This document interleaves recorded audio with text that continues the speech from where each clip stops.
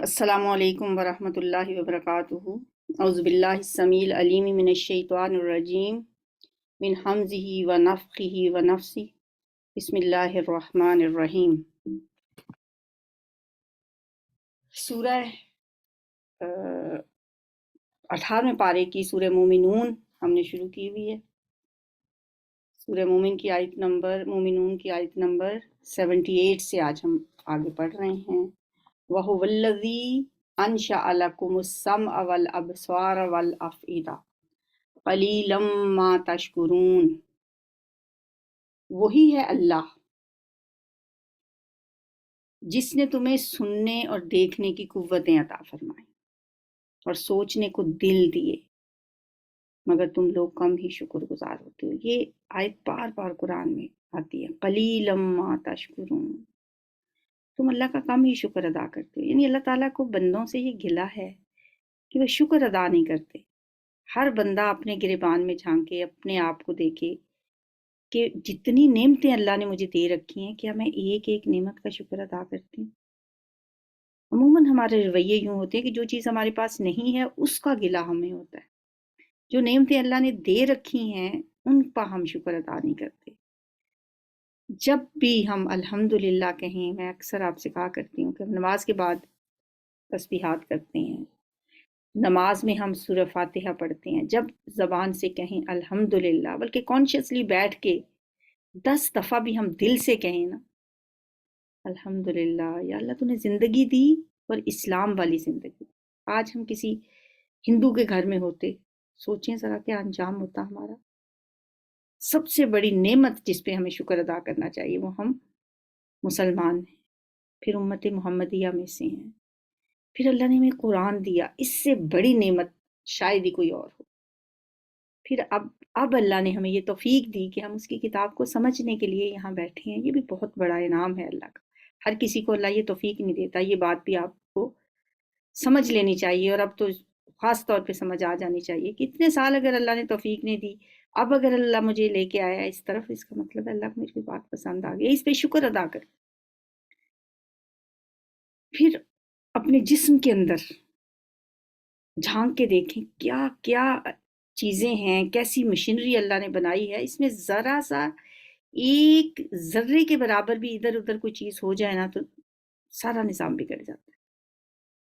एक एक चीज पे अल्लाह का शुक्र अदा किया करें। उसने तुम्हें आंखें दी, उसने तुम्हें समात के लिए कान दिए। यहाँ 3 चीजों का जिक्र किया गया, अनशअ लकुम अस्समअ वल अबसार वल अफइदा। सोचें अगर सुनने की सलाहियत ना हो तो मैं कैसी होंगी? फिर ये दुनिया मेरे लिए क्या होगी अगर मैं सुन ना सकूं?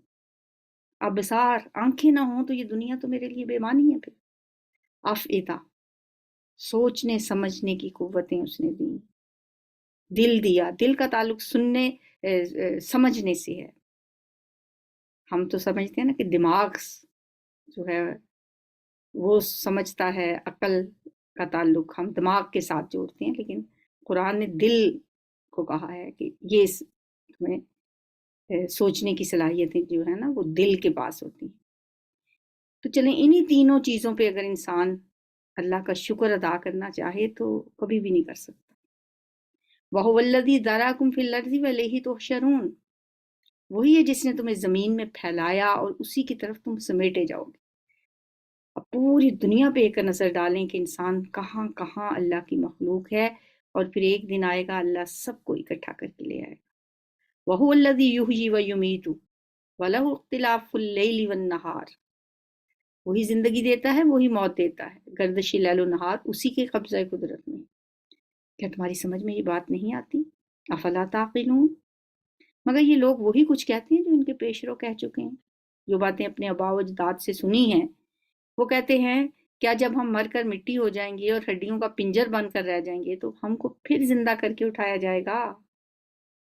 आइन्ना लमबऊसून, क्या हमें फिर उठा लिया जाएगा जब हम बिल्कुल ही मिट्टी में मिलके मिट्टी हो जाएंगे? हमने भी ये वादे बहुत सुने हैं और हमसे पहले हमारे बाप दादा भी सुनते रहे हैं। ये महज अफसाना है, पारीना है। इन हाजा इल्ला असातीरुल अव्वलीन, ये तो पिछलों की कहानियां हैं बस। इनसे कहो, बताओ अगर तुम जानते हो कि ये जमीन और इसकी सारी आबादी किसकी है। अब यहाँ से आयत नंबर 84 سے آنورڈس ہم دیکھیں گے کہ کیسا مکالمہ ان کے ساتھ کیا جا رہا ہے، کیسے سوچنے سمجھنے کی طرف ان کو مائل کیا جا رہا ہے، اور کیسی یہ ایک بہت ہی ہیبت ناک، پر ہیبت، پر شکو، پر جلال آیات ہیں۔ اب ان کو ذرا توجہ سے ان کو اپنے اندر ابزارو کرنے کی کوشش کریں۔ جب ان سے کہا جاتا ہے، پوچھا جاتا ہے لمن الارض ومن فیہا، یہ زمین اور اس کی ساری آبادی کس کی ہے، تو یہ ضرور کہیں گے اللہ کی، کیونکہ اللہ کو تو مانتے تھے اہل مکہ۔ کہو پھر تم ہوش میں کیوں نہیں آتے؟ ان سے پوچھو ساتوں آسمانوں اور عرش عظیم کا مالک کون ہے، یہ ضرور کہیں گے اللہ۔ کہو پھر تم ڈرتے کیوں نہیں ہو؟ ان سے کہو بتاؤ اگر تم جانتے ہو کہ ہر چیز پر اقتدار کس کا ہے اور کون ہے وہ جو پناہ دیتا ہے اور اس کے مقابلے میں کوئی پناہ نہیں دے سکتا، یہ ضرور کہیں گے کہ یہ بات تو اللہ ہی کے لیے ہے۔ کہو پھر کہاں سے تم کو دھوکا لگتا ہے، فَأَنَّا تُسْحَرُونَ، جو امر حق ہے وہ ہم ان کے سامنے لے آئے ہیں، اور کوئی شک نہیں کہ یہ لوگ جھوٹے ہیں۔ سب سے بڑا جھوٹ تو یہ ہے کہ اللہ کو ایک کہتے ہیں کہ سب کچھ اللہ کا ہے، کائنات اللہ کی ہے، تخلیق اللہ کی ہے، مالک اللہ ہے، لیکن اسی اللہ کے ساتھ شریک ٹھہراتے ہیں۔ اس سے بڑا جھوٹ کیا ہو سکتا ہے؟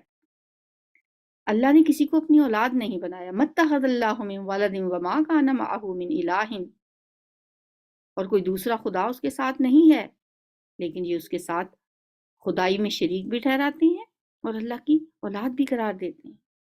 کبھی فرشتوں کو اللہ کی بیٹیاں کہتے ہیں، اور ایک گروہ جو ہے وہ حضرت عیسیٰ علیہ السلام کو اللہ کا بیٹا کہتا ہے، ایک گروہ حضرت عزیر علیہ السلام کو اللہ کا بیٹا کہتا ہے۔ کوئی خدا اس کے ساتھ نہیں ہے، اگر ایسا ہوتا تو ہر خدا اپنی خلق کو لے کر الگ ہو جاتا، اور پھر وہ ایک دوسرے پر چڑھ دوڑتے۔ پاک ہے اللہ ان باتوں سے جو یہ لوگ بناتے ہیں۔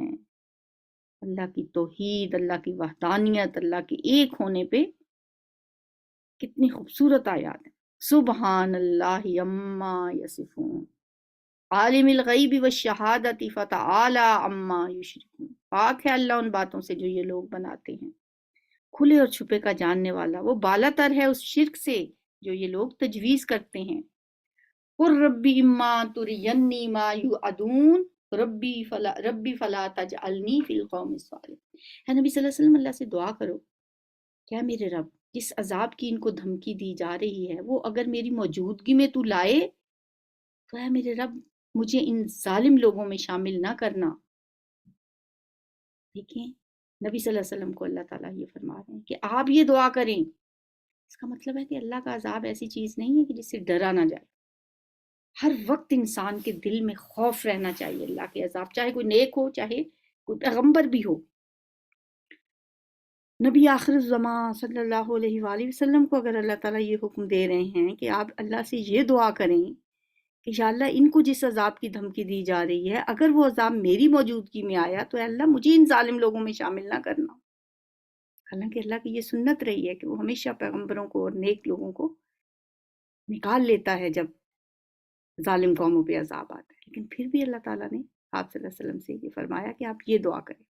اور حقیقت یہ ہے کہ ہم تمہاری آنکھوں کے سامنے ہی وہ چیز لے آنے کی پوری قدرت رکھتے ہیں جس کی دھمکی ہم انہیں دے رہے ہیں۔ اللہ کی مشیت ہے، اس کی مرضی ہے، جب مرضی عذاب لائے، لیکن اللہ تعالیٰ فرماتے ہیں کہ اگر ہم اب ان کے بار بار کہنے پہ، ان کے مطالبوں پہ بھی ان پہ عذاب نہیں لاتے تو ہماری مرضی، ہم اس پہ بھی قادر ہیں کہ ہم ابھی عذاب لے آئیں، اور ہماری مرضی، ہماری مشیت کہ ہم اس کو ڈیلے کرتے ہیں۔ ادفع باللتی ہی یا احسن السیئہ، اے نبی برائی کو اس طریقے سے دفع کرو جو بہترین ہو، یعنی درگزر سے، اگنور کر کے۔ ہم برائی کو جب ختم کرنے کی کوشش کرتے ہیں نا تو ہم اس کو اور بگاڑ دیتے ہیں۔ اگر کسی میں برائی دیکھیں تو اس کو احسن طریقے سے، ادفع باللتی ہی یا احسن، یہ تبلیغ دین کا ایک بہترین اصول ہے ایک دائی کے لیے، کہ وہ اگر کوئی برائی ختم کرنا چاہتا ہے نا تو اس کو احسن طریقے سے۔ ہمارے دین کا یہ اصول ہے کہ آپ جابر سے جابر شخص کے ساتھ نبی جب بات کریں نا تو نرمی سے کریں۔ حضرت موسیٰ اور ہارون کو جب اللہ نے فرعون کے پاس بھیجا تو کیا کہہ کے بھیجا تھا؟ نرمی سے بات کرنا، قولا لینا۔ جو کچھ باتیں وہ تم پر بناتے ہیں وہ ہمیں خوب معلوم ہے. یعنی ایک دائی کو ایسا نہیں ہونا چاہیے کہ ان کی باتیں سن کے ایک دم وہ غصے میں آ جائے، شیطان کی باتوں میں آ جائے. اس لیے یہ دعا بھی سکھا دی گئی، اور یہ دعا بھی کرتے رہا کریں. ربی اعوذ بک من ہمزات الشیاطین واعوذ بک ربی ان یحضرون.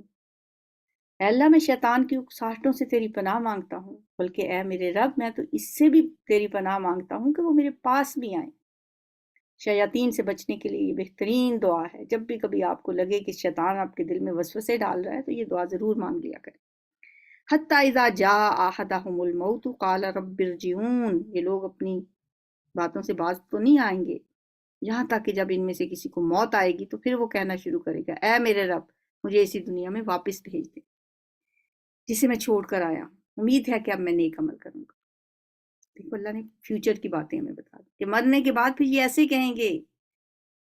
ہرگز نہیں، یہ تو بس ایک بات ہے جو وہ کہہ رہا ہے. اب ان سب مرنے والوں کے پیچھے ایک برزخ حائل ہے جو اس دنیا سے چلا گیا، اب وہ واپس نہیں آئے گا.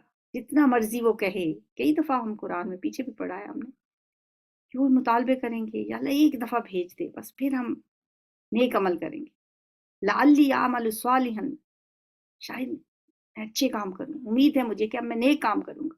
میں ہرگز نہیں، یہ تو بس ایک بات ہے جو وہ کہہ رہا ہے. فَمِن وَرَائِهِمْ بَرْزَخٌ إِلَىٰ يَوْمِ يُبْعَثُونَ. اب ان کے پیچھے ایک برزخ حائل ہے. برزخ کا زمانہ کہتے ہیں مرنے کے بعد قیامت سے پہلے کا جو ٹائم پیریڈ ہے وہ عالم برزخ کہلاتا ہے. برزخ کا مطلب ہوتا ہے پردہ، ایک پردہ حائل ہے. یعنی ایک دنیا سے ہم دوسری دنیا میں داخل ہو گئے ہیں. وہ دنیا ظاہر ہے وہ بھی غیب کی باتیں ہیں ساری. اس دنیا اور اس دنیا کے درمیان بھی ایک پردہ حائل ہے، اور اس کے بھی اور آگے آخرت کے درمیان بھی ایک پردہ حائل. یعنی ابھی قیامت نہیں آئی، محشر سے پہلے، حشر سے پہلے، یوم یبعثون سے پہلے ایک جو ٹائم پیریڈ ہے وہ برزخ کہلاتا ہے. دوسری زندگی کے دن تک یہ ٹائم پیریڈ ہے ان کے پاس. پھر جو ہی کہ سور پھونک دیا گیا ان کے درمیان پھر کوئی رشتہ نہ رہے گا اور نہ وہ ایک دوسرے کو پوچھیں گے. وہ تو پھر اس وقت سورہ یاسین میں آتا ہے یہ کہتے ہوئے اٹھیں گے یا ویلنا من بعثنا من مرقدنا ھذا ما وعد الرحمن وصدق المرسلون. افسوس ہے کہ ہمیں کس نے اٹھا دیا ہماری خوابگاہوں سے. یہی ہے رحمان کا وعدہ اور سچ کہا تھا پیغمبروں نے. اس وقت جن کے پلڑے بھاری ہوں گے وہ فلاح پانے والے ہوں گے. فمن ثقلت موازینہ فاولئک هم المفلحون. نیکیوں کے پلڑے بھاری، نیک اعمال کے پلڑے بھاری.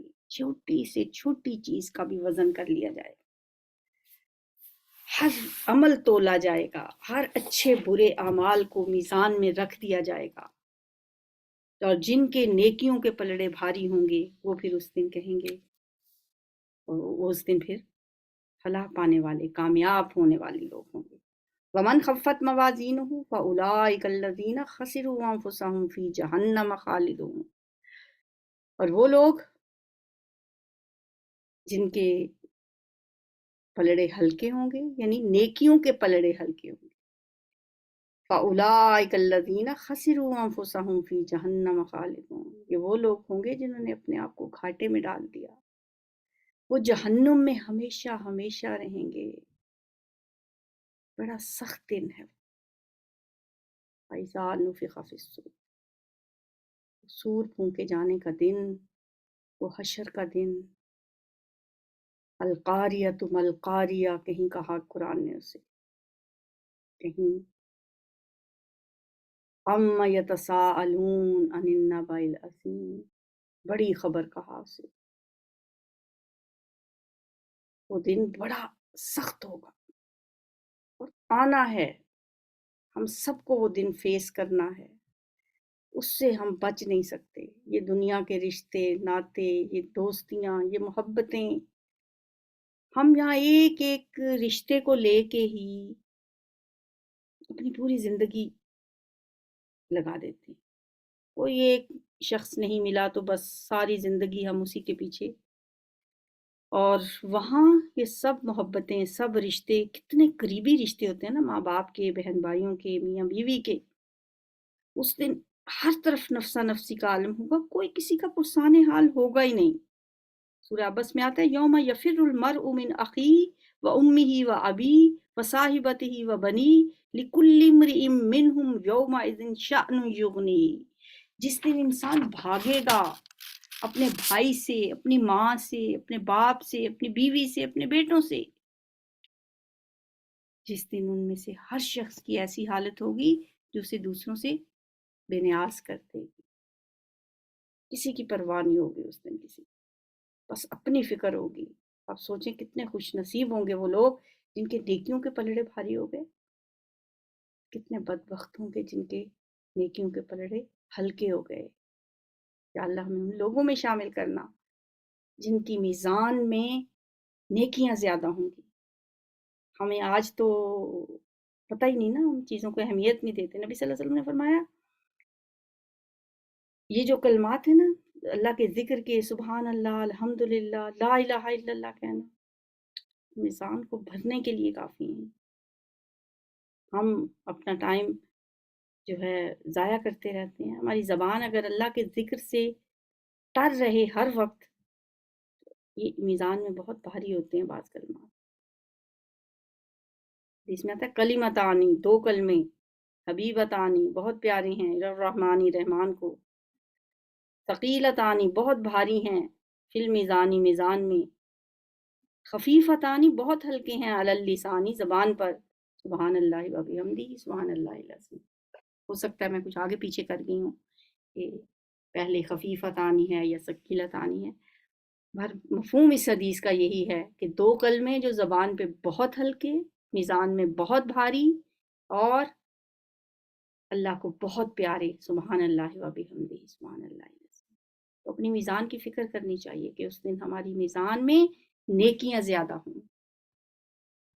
تلفہ وجوہہم، استغفر اللہ، جن کے نامہ اعمال میں نیکیاں کم ہوں گی، جن کے نیکیوں کے پلڑے ہلکے ہوں گے، جنہوں نے اپنے آپ کو خسارے میں ڈالا، جو جہنم میں ہمیشہ رہیں گے، تلفہ وجوہہم، ان کے چہروں کی کھال جو ہے چاٹ جائے گی آگ، آگ پہ جیسے بھونے جائیں گے ان کے چہرے، استغفر اللہ، تلفہ وجوہہم، ان کے چہرے آگ کے اوپر، جیسے ہوتا ہے نا کہ انسان کوئی چیز آگ کے اوپر سیکتا ہے اور اس کو آگ کے اوپر جلاتا ہے، ان کے چہروں کو جھلسا دے گی آگ، اور وہ اس کے اندر بد شکل ہو جائیں گے، ان کے جبڑے باہر نکل آئیں گے، وَهُمْ فِيهَا قَالِحُونَ، جبڑے باہر نکلے ہوئے جن کے ہوتے ہیں۔ آپ دیکھیں کبھی سری دیکھی ہو آپ نے، بھنی ہوئی سری، اس کو آگ کے اوپر جھلسایا جاتا ہے نا، اس کے بعد پھر اس کے جبڑے باہر نکل آتے ہیں، اس کے لیے یہ لفظ بولا جاتا ہے قالحون۔ استغفر اللہ الذی لا الہ الا هو الحی القیوم واتوب الیہ۔ یا اللہ اس دن کے ایسے برے انجام سے بچانا۔ کیا تم وہی لوگ نہیں ہو کہ میری آیات تمہیں سنائی جاتی تھی تو تم انہیں جھٹلاتے تھے؟ یہ کہا جائے گا ان سے، الم تکن آیاتی تتلی علیکم، تمہارے سامنے میری آیات پڑھ کر سنائی نہیں جاتی تھی، تم انہیں جھٹلا دیا کرتے تھے۔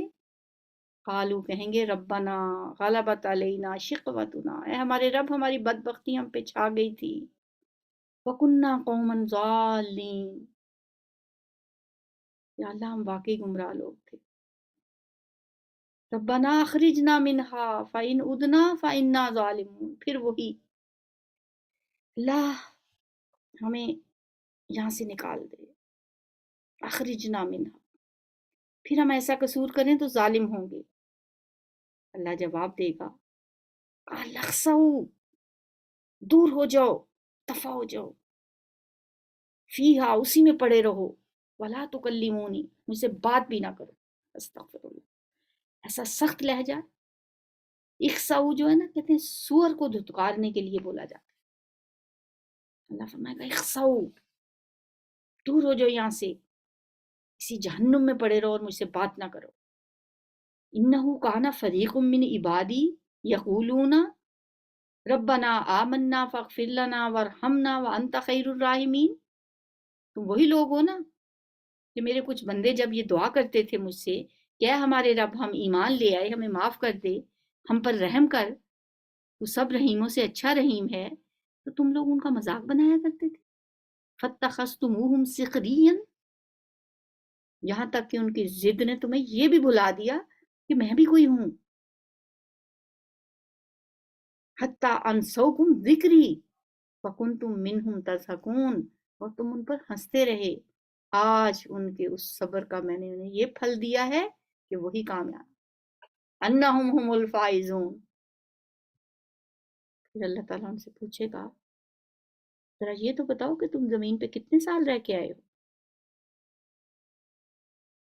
قال کم لبثتم فی الارض عدد سنین، ذرا وہ سال گن کے تو بتاؤ کتنے سال گزار کے آئے ہو. وہ کہیں گے ایک دن یا دن کا بھی کچھ حصہ ہم وہاں ٹھہرے ہیں. شمار کرنے والوں سے پوچھ لیجئے، ہم تو بس ایک دن گزار کے آئے ہیں، یا دن بھی پورا نہیں. او بعض یومن، قرآن کہہ رہا ہے یہ باتیں جھوٹی تو نہیں ہو سکتی. ہم ہی لوگ ہوں گے جو اس وقت یہ محسوس کریں گے کہ دنیا میں تو ہم ایک دن یا آدھا دن گزار کے آئیں. اس ایک دن اور آدھے دن میں ہم اپنی اصل زندگی کو بھولے ہوئے، بس اسی ایک یا آدھے دن کے پیچھے ہم نے اپنی ساری صلاحیتیں لگا دیں اور اس دن کو بھولے رہے جو ہم پہ ہی پیش آنا ہے. وہ ہم نہیں بھگتنا ہے، وہ زندگی بھی ہماری ہی ہوگی. کہیں گے یا اللہ ہم تو ایک دن یا دن کا بھی کچھ حصہ وہاں ٹھہرے ہیں، شمار کرنے والوں سے پوچھ لیجئے. ارشاد ہوگا تھوڑی ہی دیر ٹھہرے ہو نا، کاش تم نے یہ اس وقت جانا ہو. لو انکم کنتم تعلمون، کاش کہ تمہیں اس وقت پتہ چل جاتا. کیا تم نے یہ سمجھ رکھا تھا کہ ہم نے تمہیں فضولی پیدا کیا ہے اور تم میں ہماری طرف کبھی پلٹنا نہیں ہے؟ فتعال اللہ المالک الحق، بلند و بالا ہے اللہ بادشاہ حقیقی، کوئی خدا اس کے سوا نہیں، مالک ہے عرش عظیم کا. فتعال اللہ المالک الحق لا الہ الا ہو رب العرش الکریم. اور جو کوئی اللہ کے ساتھ کسی اور معبود کو پکارے جس کے لیے اس کے پاس کوئی دلیل نہیں، تو اس کا حساب اس کے رب کے پاس ہے. ایسے کافر کبھی فلاح نہیں پا سکتے. ہے نبی صلی اللہ علیہ وآلہ وسلم اپنے رب سے دعا کیجئے، رب اغفر وارحم وانت خیر الراحمین. اے میرے رب بخش دے، رحم فرما، اور تو بہترین رحم کرنے والا ہے، سب رحیموں سے اچھا رحیم ہے. یہ دعائیں نبی صلی اللہ علیہ وسلم کو سکھائی گئی ہیں، انڈائریکٹلی ہمیں سکھائی گئی ہیں. ہمیں اللہ سے مغفرت اور رحم کی التجا کرنی چاہیے ہر روز ہر وقت. یہاں پہ سورہ مومنون ختم ہوتی ہے اور آگے سورہ نور ہے. سورہ نور مدنی صورت ہے. اس سے پہلے سورہ یونس سے لے کے سورہ مومنون تک ہم نے 14 مکی صورتیں پڑھی ہیں، جن میں صرف 2 صورتوں کے بارے میں اختلاف ہے مفسرین میں، سورہ رعد اور سورہ حج کے شاید یہ مدنی ہوں، لیکن زیادہ تر کا خیال یہی ہے کہ وہ مکی صورتیں ہیں. 14 مکی صورتوں کے بعد اب ہم مدنی صورت پڑھنے لگے ہیں. یہ مدنی صورت جو ہے یہ 6 ہجری میں نازل ہوئی، سورہ نور. اس میں حضرت عائشہ پر تہمت لگائے جانے والی سازش کو بے نقاب کیا گیا ہے اور حضرت عائشہ کی بے گناہی ثابت کی گئی ہے، کیونکہ اس کا سرغنہ جو تھا رئیس المنافقین عبداللہ بن ابی تھا، اور کچھ سادہ لوگ مسلمان بھی اس منافق کے پراپیگنڈے سے متاثر ہو گئے تھے. اور یہ پورا واقعہ میں نے تفصیل سے بتایا ہے اپنی پچھلی کلاس میں، وہ جو ترجمہ قرآن کی کلاس ہے، میں وہ ساتھ ہی آپ کے شیئر کر دوں گی، کیونکہ اتنی لمبی تفصیل یہاں سنانے کا تو موقع نہیں ہے کہ وہ واقعہ کس طرح سے پیش آیا تھا. بہرحال غزوہ بنی المصطلق کے موقع پہ نبی صلی اللہ علیہ وآلہ وسلم ایک سفر میں تھے جہاں پہ حضرت عائشہ پیچھے رہ گئی تھیں، اور پھر بعد میں پیچھے ان کے حضرت صفوان ان کو اپنی سواری پہ بٹھا کے لے آئے تھے، جس پہ منافقین نے بہت پروپیگنڈا کیا تھا. اور اس صورت میں اللہ تعالیٰ نے ایک تو حضرت عائشہ صدیقہ کی بے گناہی ثابت کی ہے اور ان کے حق میں آیات نازل کی. اس سورہ کا نام سورہ نور اس لیے ہے کہ اس میں ایک تو اللہ نور السماوات والارض کی آیت بھی ہے، اور دوسری وجہ یہ بھی ہو سکتی ہے کہ اس صورت میں ایسے آداب و فضائل اور احکام بتائے گئے ہیں جو اجتماعی زندگی کی راہ میں ایک نور کی حیثیت رکھتے ہیں اور ہماری زندگی کو روشن و منور کر دیتے ہیں۔ اس میں 64 آیات اور 9 رکوع ہیں۔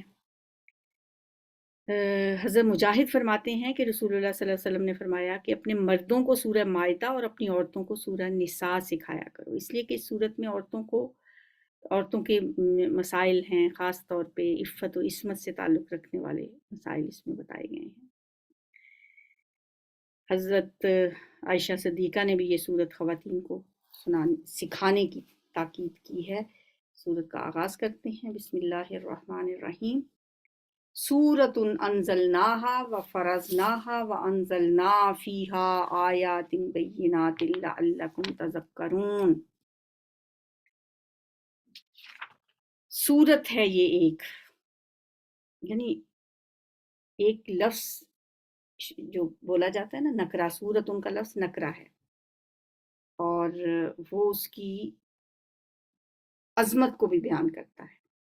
یہ ایک ایسی عظیم سورت ہے، انزلناہا جسے ہم نے نازل کیا ہے، وفرضناہا اور ہم نے اس کو فرض کیا ہے، وانزلنا فیہا آیات بینات لعلکم تذکرون اور اس میں ہم نے صاف صاف ہدایات نازل کی ہیں تاکہ تم سبق حاصل کرو، تاکہ تم نصیحت پکڑو۔ سورت کا آغاز تمام صورتوں سے منفرد ہے اور ایک ایسے لگتا ہے کہ یہ بتایا گیا ہے کہ یہ ہم نے احکامات دیے ہیں، یہ کچھ سفارشات نہیں ہیں، یہ جو احکامات ہم اب آپ کو بتانے لگے ہیں کہ اگر چاہو تو اس کو مان لو، بلکہ فرضناہا ہم نے فرض کیا ہے، ہم نے نازل کیا ہے، بڑا زوردار انداز ہے اور ہم نے اس میں بڑی روشن آیات نازل کی ہیں، لعلکم تذکرون تاکہ تم نصیحت۔ اب آگے سے جو ہیں دین اور شریعت کے کچھ احکامات بیان کیے جا رہے ہیں۔ حدود و تعزیرات پاکستان جیسے ہم یہ لفظ سنتے ہیں نا، تو وہ جو حدود ہیں، حد کی جمع ہے حدود، حدود نافذ کی جاتی ہیں۔ ہمارے ملک میں تو خیر نہیں، یہ قانون نافذ ہوتا ہی نہیں ہے، لیکن قرآنی احکامات تو اپنی جگہ پہ موجود ہیں، کوئی حکومت اسے ماننے تو خیر سے نہیں انکار کرتی، اس پہ عمل کرے یا نہ کرے۔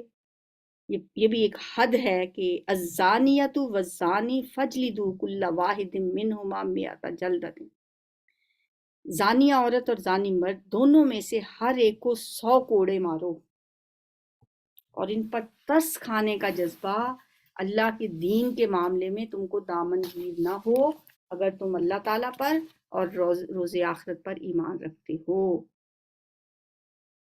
زانی مرد اور زانی عورت یہ دونوں کون سے ہیں؟ جو غیر شادی شدہ ہیں۔ یہ غیر شادی شدہ زانی کی سزا ہے کہ انہیں 100 کوڑے مارے جائیں۔ جو شادی شدہ کی سزا ہے وہ تو رجم ہے، وہ حدیث سے ہمیں پتہ چلتی ہے، کیونکہ نبی صلی اللہ علیہ وآلہ وسلم نے جو موسوی شریعت میں تورات میں جو احکامات تھے جن کو ایز اٹ از رہنے دیا، ان میں سے ایک یہ بھی ہے، اور ایک مرتد کی جو سزا ہے وہ بھی ایز اٹ از ویسے ہی رکھی گئی ہے۔ اور یہ زنا کے متعلق جو حکم ہے یہ قطعی سزا اب مقرر کی ہے۔ اس سے پہلے ہم نے سورہ نساء کی آیت 15 میں پڑھا تھا نا کہ ان عورتوں کو آپ گھروں میں بند کر دو، وہیں انہیں موت آ لے یا پھر اللہ ان کے لیے کوئی اور رستہ نکال دے، تو یہ رستہ اب اللہ نے نکالا ہے کہ اب ان کو سزا دی جائے گی، 100 کوڑے مارے جائیں گے۔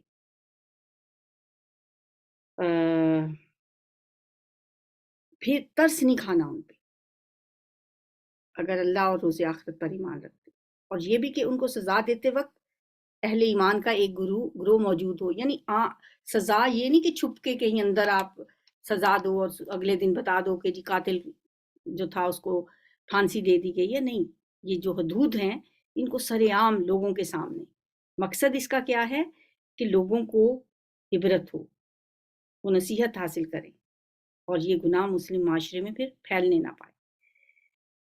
इसलिए सरेआम सजा देने का हुक्म है।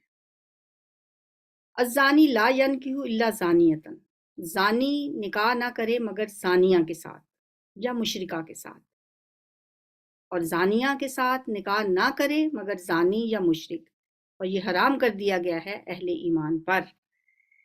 क्या चीज़ हराम की गई है कि ज़ानी जो है, और वो ज़ानी जो गैर ताइब है, जिसने तौबा नहीं की, वो सिर्फ ज़ानी औरत ही से निकाह करे, और वही उसके लिए मौजू है, या मुशरिका, किसी मोमिना, किसी नेक औरत के लिए वो मौजू नहीं है और हराम है अहले ईमान के लिए भी कि वो जानते बूझते अपनी लड़कियां ऐसे फाजरों के हवाले ना करें। ये उन लोगों के लिए है जो आदि मुजरिम हूँ कि वो आ, और वैसे भी वो जाहिर है उनसे निकाह कोई उन जैसा ही करेगा। तो ये अखलाक सिखाया गया है, अल्लाह ने ये अखलाक बताया है, हुक्म नहीं दिया, मतलब ऐसा नहीं है। ये अखलाक है कि ऐसा करना चाहिए, और ऐसा शख्स जो कि जिसने तौबा ना की हो, जो आदि मुजरिम हो, उसके साथ आप अपनी बेटियों की भी शादी ना करें, और ना औरत से ना मर्द से। जानी निकाह ना करे मगर जानिया के साथ या मुशरिका के साथ, और जानिया के साथ निकाह ना करे मगर जानी या मुशरिक, और ये हराम कर दिया गया है अहले ईमान पर। वल्लजीना यरमून अल मुहसनाती, और जो लोग पाक दामन औरतों पर तोहमत लगाएं फिर 4 गवाह लेकर ना आए, उनको 80 कोड़े मारो और उनकी शहादत कभी कबूल ना करो, और वो खुद ही फासिक हैं, सिवाय उन लोगों के जो इस हरकत के बाद ताइब हो जाएं और इस्लाह कर लें कि अल्लाह ज़रूर उनके हक में गफूर रहीम है। ये जो बात है ना कि अगर कोई पाक दामन औरतों पे इल्ज़ाम लगाता है, ये तोहमत लगाता है, इस तोहमत को कज़फ कहा जाता है, और इसकी सज़ा बताई गई है कि अगर कोई शख्स ये तोहमत लगाए और फिर गवाह पेश ना कर सके, उसको 80 कोड़े मारे जाएंगे। फिर उसके बाद, और जो लोग अपनी बीवियों पर इल्ज़ाम लगाएं, यानी यही इल्ज़ाम एक शख्स तो किसी पे लगाता है ना, तो वो तो कज़फ है, उसकी सज़ा है 80 कोड़े। और अगर कोई शख्स यही इल्ज़ाम अपनी बीवी पे लगाता है और उस कोई गवाह नहीं अपने अलावा 3 और पेश नहीं कर सकता, और उनके पास खुद उनके अपने सिवा दूसरे कोई गवाह ना हो, तो उनमें से एक शख्स की शहादत ये है कि वो 4 मरतबा अल्लाह की कसम खाकर गवाही दे कि वो अपने इल्ज़ाम में सच्चा है, और 5वीं बार कहे कि उस पर अल्लाह की लानत हो अगर वो अपने इल्ज़ाम में झूठा हो।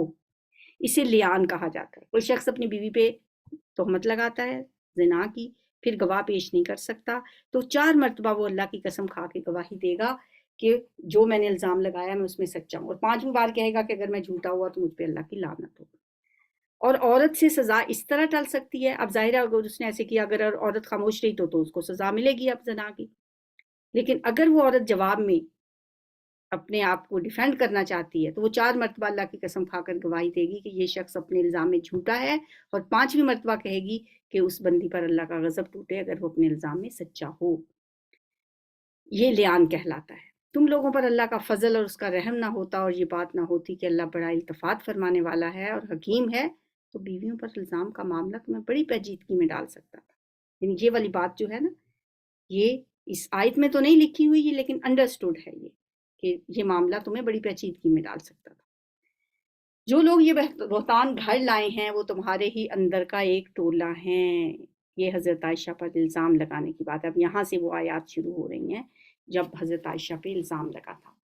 इस वाक़े को अपने हक़ में शर ना समझो, बल्कि ये भी तुम्हारे लिए खैर ही है, क्योंकि इसके बाद देखें कैसे अहकाम अल्लाह ताला ने बयान किए हैं। ये भी खैर ही की बात थी। जिसने उसमें जितना हिस्सा लिया उसने उतना ही गुनाह समेटा, यानी जो इल्ज़ामात लगा रहे थे हज़रत आयशा पर, जो बहतान लगा रहे थे, और जिस शख्स ने उसकी जिम्मेदारी का बड़ा हिस्सा अपने सर लिया उसके लिए तो अज़ाब अजीम है, यानी जिसने ये बहतान शुरू किया था। जिस वक्त तुम लोगों ने उसे सुना था उसी वक्त क्यों ना मोमिन मर्दों और मोमिन औरतों ने अपने आप से नेगुमान किया, और क्यों ना कह दिया कि ये सरीब बहतान है। ये नहीं सोचा उन्होंने किसके बारे में बात हो रही है, हमारी माँ के बारे में, इतनी अजीम हस्ती के बारे में। वो लोग अपने इल्ज़ाम के सबूत में 4 गवाह क्यों ना लाए। अब कि वो गवाह नहीं लाए हैं, अल्लाह के नज़दीक वही झूठे हैं। اگر تم لوگوں پر دنیا اور آخرت میں اللہ کا فضل اور رحم و کرم نہ ہوتا تو جن باتوں میں تم پڑ گئے تھے ان کی پاداش میں بڑا عذاب تمہیں آ لیتا۔ ذرا غور تو کرو، اس وقت تم کیسی سخت غلطی کر رہے تھے، جبکہ تمہاری ایک زبان سے دوسری زبان اس جھوٹ کو لیتی چلی جا رہی تھی، اور تم اپنے منہ سے وہ کچھ کہے جا رہے تھے جس کے متعلق تمہیں کوئی علم نہ تھا۔ تم اسے ایک معمولی بات سمجھ رہے تھے، حالانکہ اللہ کے نزدیک یہ بڑی بات تھی۔ کیوں نہ اسے سنتے ہی تم نے کہہ دیا کہ ہمیں ایسی بات زبان سے نکالنا زیب نہیں دیتا۔ سبحان اللہ، یہ تو ایک بہتان عظیم ہے۔ اللہ تمہیں نصیحت کرتا ہے کہ آئندہ کبھی ایسی حرکت نہ کرنا اگر تم مومن ہو۔ اللہ تمہیں صاف صاف ہدایات دیتا ہے اور وہ علیم و حکیم ہے۔ لوگ چاہتے ہیں کہ ایمان لانے والوں کے گروہ میں فحش پھیلے، وہ دنیا اور آخرت میں دردناک سزا کے مستحق ہیں، یعنی جو لوگ یہ چاہتے ہیں۔ اللہ جانتا ہے اور تم نہیں جانتے۔ اگر اللہ کا فضل اور اس کا رحم و کرم تم پر نہ ہوتا اور یہ بات نہ ہوتی کہ اللہ بڑا شفیق و رحیم ہے، یہاں پہ بھی اب اگلی عبارت جو ہے وہ محذوف ہی ہے کہ اگر یہ بات نہ ہوتی تو پھر یہ معاملہ تمہارے لیے بڑا خطرناک ہو سکتا تھا۔ یہ اللہ کا فضل ہے۔ یہ حضرت عائشہ پہ جو الزام لگانے کا معاملہ ہے یہ میں آپ گروپ میں شیئر کر دوں گی، کیونکہ اس 18ویں پارے میں جو ڈیٹیل تفسیر ہے ہماری ترجمہ قرآن کی، اس میں اگر آپ لیسن نمبر 1 اور 2 سورہ نور کا پڑھیں گے تو وہ سارا واقعہ اس میں نے بتایا ہوا ہے، وہ میں گروپ میں شیئر کر دوں گی دونوں، جیسے اگر جو لوگ اس کو سننا چاہتے ہیں ڈیٹیل میں کہ حضرت عائشہ پہ الزام جو لگا تھا، وہ حضرت عائشہ خود بہت تفصیل کے ساتھ اس واقعے کو بیان کرتی ہیں، تو میں نے کوشش کی ہے وہاں پہ بتانے کی، اور سورہ نور کو بھی جو اچھی طرح سے سمجھنا چاہتے ہیں ان کے پاس اگر ٹائم ہو تو وہ ساتھ سن لیں، کیونکہ یہ تو ہمارا مختصر ترجمہ ہی ہے ایک طرح سے، اس میں ہم زیادہ تفصیل نہیں بتا سکتے۔ سبحانک اللہم و بحمدک نشہد ان لا الہ الا انت نستغفرک و نتوب الیک۔ السلام علیکم ورحمۃ اللہ۔